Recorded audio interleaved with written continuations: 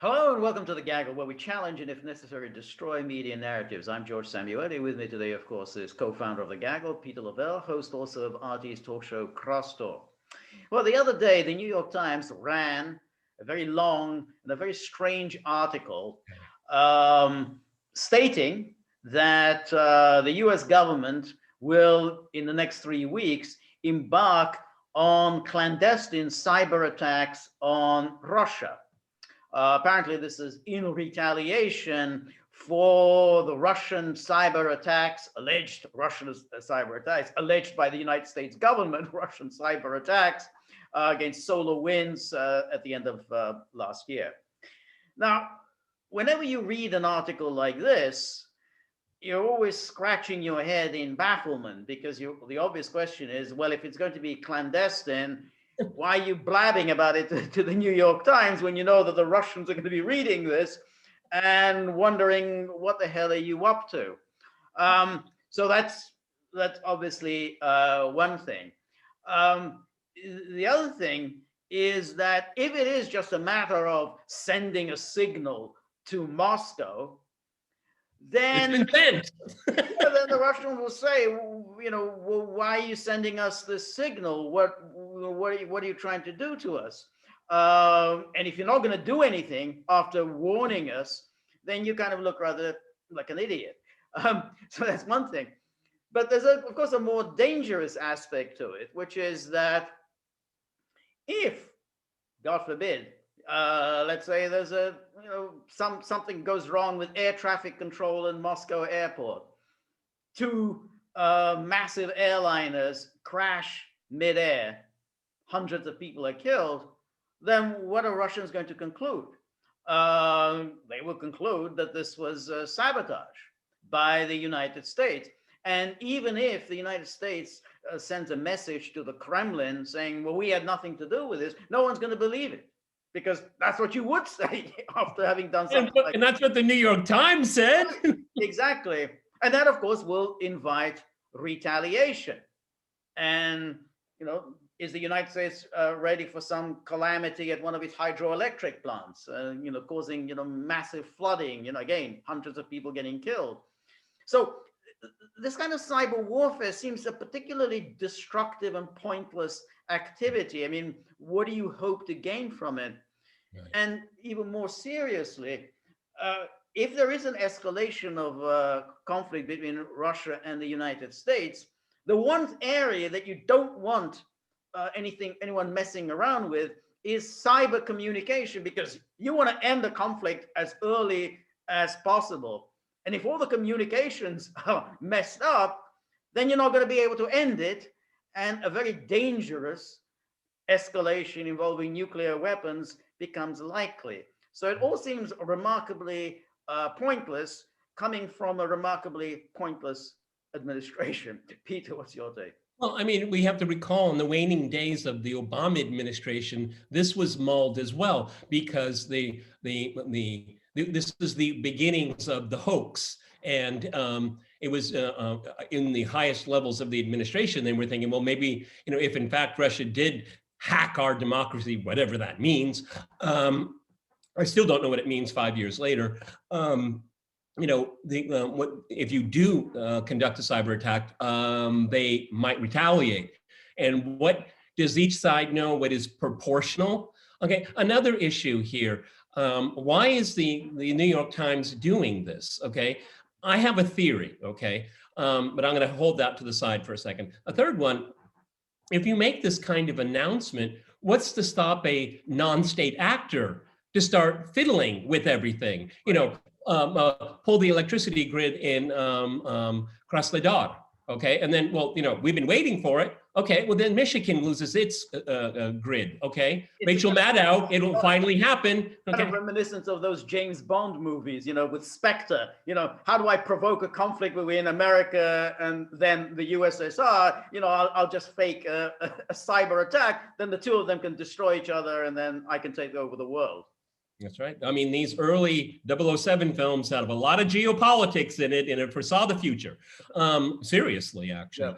Yeah. I think one point that's very interesting, and it's something that we all dreaded, is that how the Russiagate hoax is being kept alive, and number two, how it's bled into policy. Now, what I find interesting is that the reason why it was probably leaked to the New York Times was to keep the tension and the hostility up, okay? And also, if you read the fine print here, it's going to be a cyber attack where they won't really realize if it's a cyber attack. They won't know where it comes from. It's going to create enormous amount of confusion. I mean, if that's the strategy, they just telegraphed it here. But what that means is that there may not be any cyber attack whatsoever. Of course, and that's the problem, as I was saying, is that if there isn't, and once you've given this warning and you haven't done anything about it, then you look like an idiot. I mean, what's the point of making the? Well, no, I mean,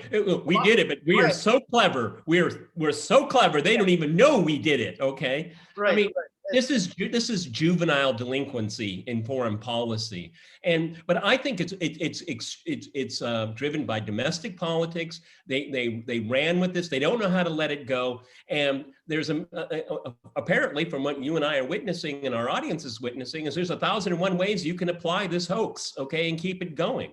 But as you rightly pointed out, excuse me, this isn't an area that you want to go down, because the costs are too high. I mean, sending a signal. I mean, it's like when the Russians sent a signal to Erdogan, they tightened up the around Idlib, okay, and whoever took out all of those trucks carrying fuel in northern Syria. It's still unclear who did it. But that's if you want to escalate, you start someplace there.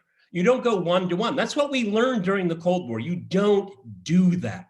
Well, that's the thing. I mean, and the one area that you don't ever want to mess with is communication. I mean, remember when, with the Cuban Missile Crisis, they managed to make sure that there was communication. Because suppose there wasn't communication.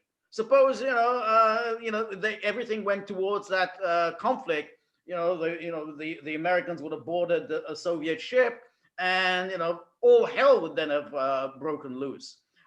So it's very, very important that you maintain the lines of communication. So therefore, this is the one thing you don't mess with. Because you want to be able to bring any kind of a conflict to an end very, very early. Yeah, but this is also kind of a extension of the sanction regime playbook, because what they, one possibility is that, when we look at these kinds of tit for tats, it's state to state. But if you take out the electricity grid for a civilian population in the winter, particularly in Russia, that is a very, very serious assault, okay? It's assault on your sovereignty, and it just begs for a retaliation. They would have no choice. They would have to retaliate for that. Right. And you remember, this is a very good point, but you remember when Rachel Maddow, I think 2 years ago, I think when we had that very cold winter, she put forward on the basis of nothing that, well, what if the Russians, the evil Russians, decide to hack into our electric grid, and all these grannies in Wisconsin or Indiana are going to freeze to death? So yeah, that came up. Was it New Hampshire or Vermont? In one of the. That was Vermont. Yeah.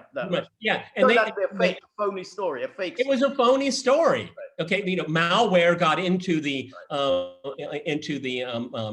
the system of the power grid. But they found out later that the computer that's the laptop that was suspected of passing on the malware never was ever connected to the grid. False story. Right. Okay. And this is, this keeps floating around in the minds of policymakers. See, what I'm really convinced, in a bizarre way, this is just a bluff. They just want to keep the tension up. Okay, they're not going to actually do anything, and because Obama understood it very clearly. Well, no, we're not going to go down that path because they'll hit us hard, and actually hit the U.S. maybe even harder. I mean, look what happened in Texas. But remember, Obama, in his exit interview, in one of his innumerable exit interviews, actually said that we have planted 3 cyber bombs in Russia And we could, basically let them go whenever we feel like. So you actually warn the Russians, we have planted these cyber bombs, which we can instigate whenever we want. Absolutely reckless kind of talk. And you're absolutely right. I mean, this is just, it's elevating tensions for no apparent reason. I mean, you've just signed a New START renewal, and now you're talking about launching a cyber war. I mean, what is the point of this? Again, it goes to communication. If you're going to have strategic arms control, you want to have as good a communication system as possible. No room for misunderstanding. The heights of arrogance here is just, it's unprecedented to me. I mean, it's just spoiling for a fight. How else can we, rev up tensions? What's another strategy? All of this it is so. You see, the thing I always ask myself when we hear about these strategies, so what do you want? What do you want to have happen? Exactly. What's your policy goal? And they never make it clear. It's like the sanction regime. It ends up being punishment for punishment's sake. Right. Okay. So they say, well, this is in retaliation to what Russia did. But what they most likely did, did. Here, I just want to read out a classic sentence from in the New York Times, because it also says all the Chinese are doing what they are. It says, like the Russians, the Chinese attackers initiated their campaign against Microsoft from computer servers that they rented under assumed identities in the United States.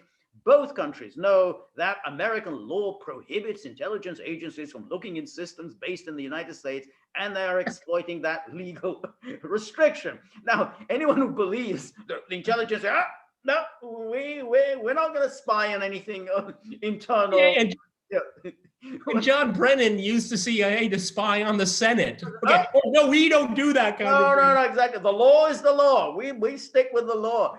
It's like, you can't have Huawei because they have this. They can get into the back end of your computers. No, that's not the argument. They want to make sure American companies can do that. They want to have the privilege to have the back door. But the New York Times reports this.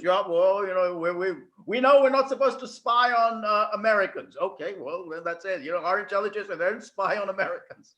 One thing that it's out there, but you have to look for it, the solar winds angle of it all here. You know what, George?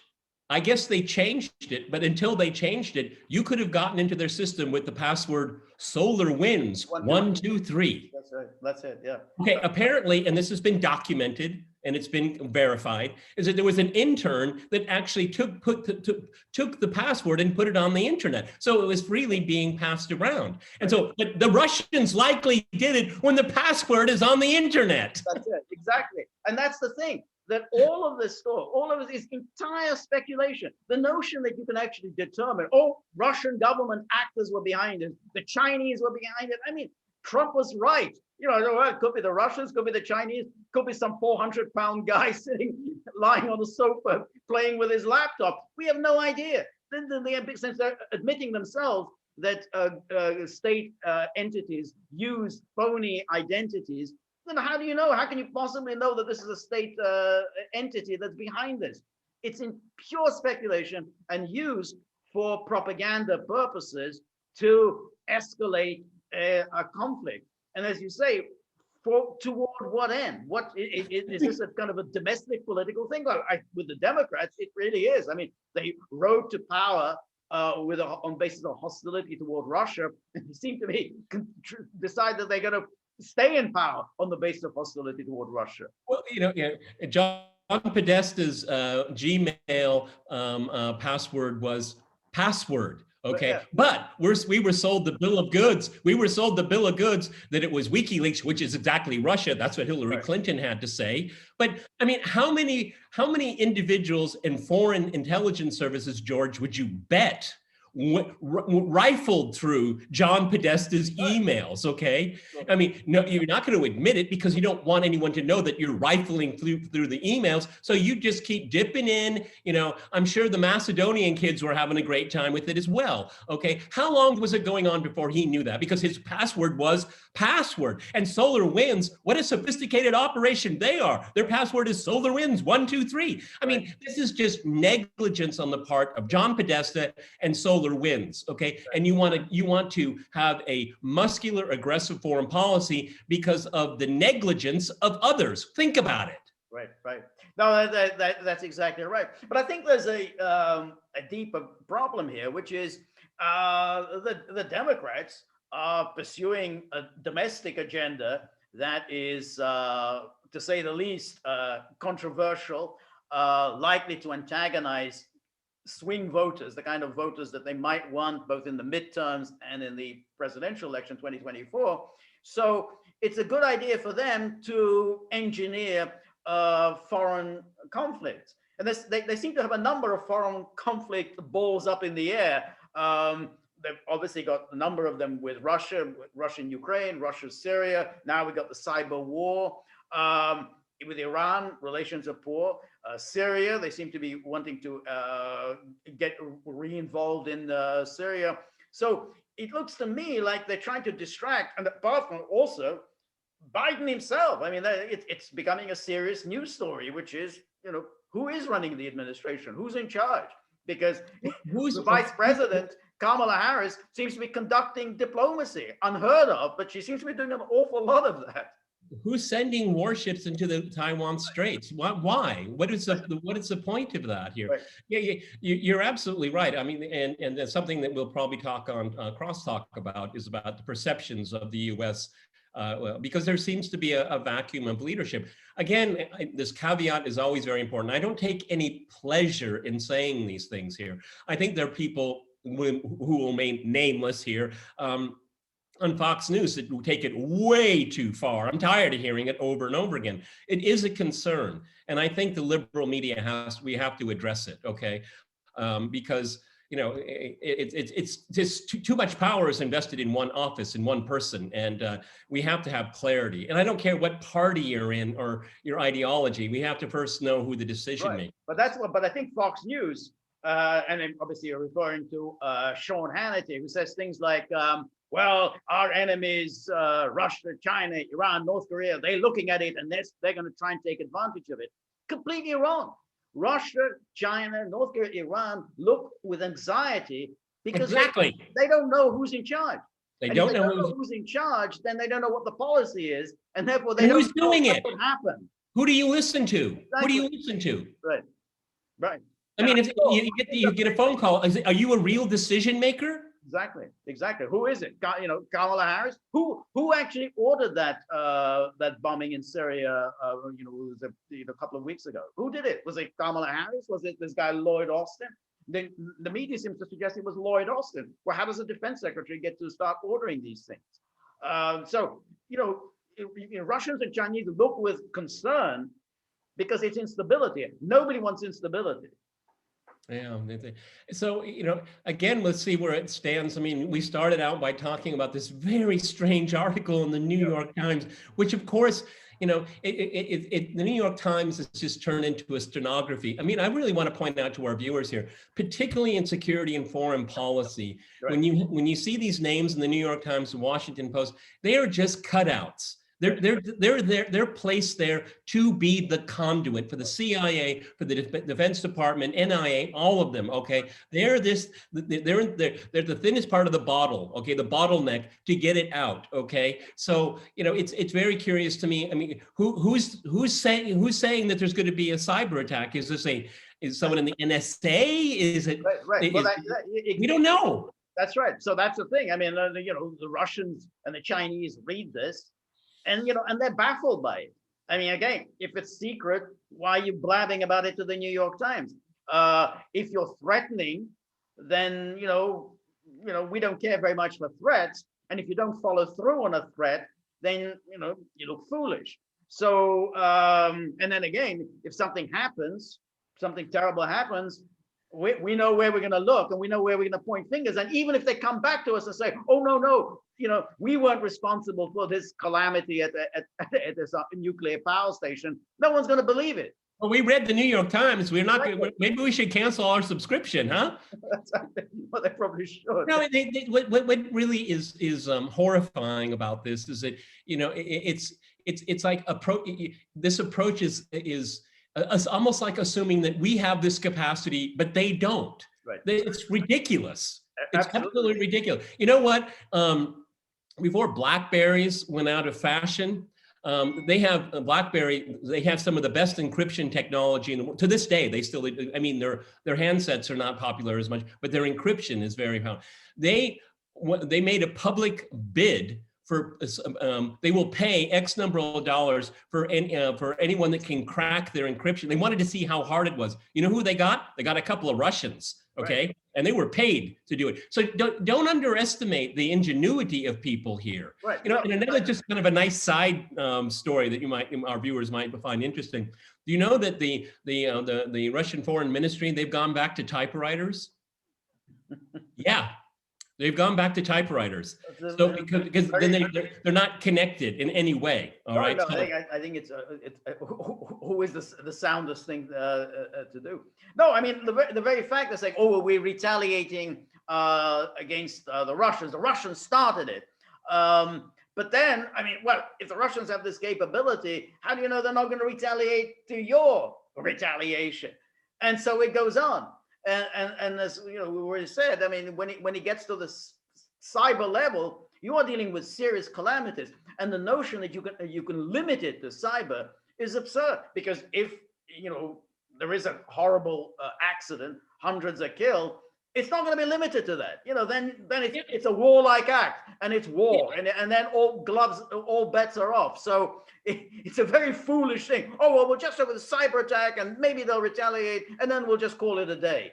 It's not going to happen like that. Yeah, well, I mean, what happens? Okay, let's just say because the infrastructure in the United States is crumbling. Let's say we have another power outage in some state, and people get the administration or people in the administration or think tankistan. You say, well, the Russians did it. No, it's just bad infrastructure, and or there's so many variants here. What about someone that really wants to, finally take on the Russians, finally, and it's done internally, clandestinely, and to point, of course, like CrowdStrike. Well, we saw Cyrillic letters, like, oh wow, I mean, you fall out of your chair laughing at the stupidity of something like this. That's exactly it. That's it. I mean, all of these claims. Oh, we know that they did this.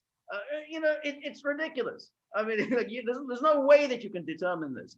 Well, when CrowdStrike was under oath in front of Congress, they caved. They came. Well, we really don't know. Because we didn't know about this until those the hearings were released. Yeah, but that was 6 months. There was a hiatus of 6 months. That's right. And so in fact, and this is also disgraceful that all the people in Congress who heard this testimony kept quiet about this. Oh, we have to maintain our rules about this is secret. But this is national security. This is very important that the gravamen, the most fundamental part of Russiagate, which is the GRU hacked into the DNC servers, basically it was untrue. They had no evidence for this. They just assumed that the Russians were behind this. They because of national security reasons, they can't tell. At the same time, anytime Adam Schiff got a pearl of information, he would excuse himself, go to the men's room, and start tweeting about it, okay, or calling CNN, okay. Yeah, there were tons of leaks, all in one direction. Exactly. It just shows what a pathetic bunch the Republicans are. The Republicans, they adhere to this rule. Oh, these are secret hearings. We're not allowed to blab about it, even though this secret is actually maintaining this completely destructive fiction that the Russians hacked the democracy. So there it was. And then it turns out when they published, well, we really didn't know about it. I mean, we just assumed that it was the Russians behind it. So it's a very dangerous game to play. But people build careers out of it. They get cable gigs, book deals. You know, this thing is never going to die. It has so many uses for these people. Yes. And in the meantime, there could be a cardinal mistake made, and will they pay for it? No. Yeah, exactly. It's a cardinal mistake because you're maintaining very bad relations with Russia and seem to be eager to allow it to deteriorate for no apparent purpose. I mean, it's like, you know, we keep coming back to the same point. What's the end game here? I mean, espionage. Okay, we understand the role of espionage, but this is just destruction for the sake of destruction. What are you trying to achieve by this? Well, but see, this is one of the problems of American foreign policy under various administrations, is that it intentionally creates quagmires and waiting for, it's like a roulette wheel. You keep spinning it until you get the number you want, okay? Right. And Syria is the very best example of that, okay? I mean, we've heard U.S. officials openly say, just continue the way, the level of chaos and keep it a quagmire until they can find a way to dislodge Assad or something like that.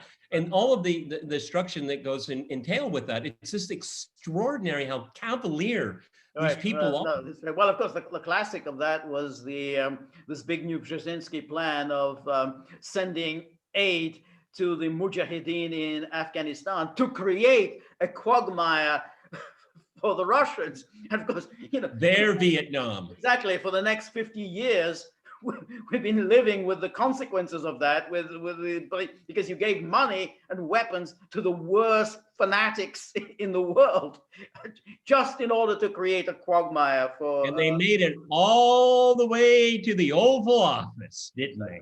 Exactly.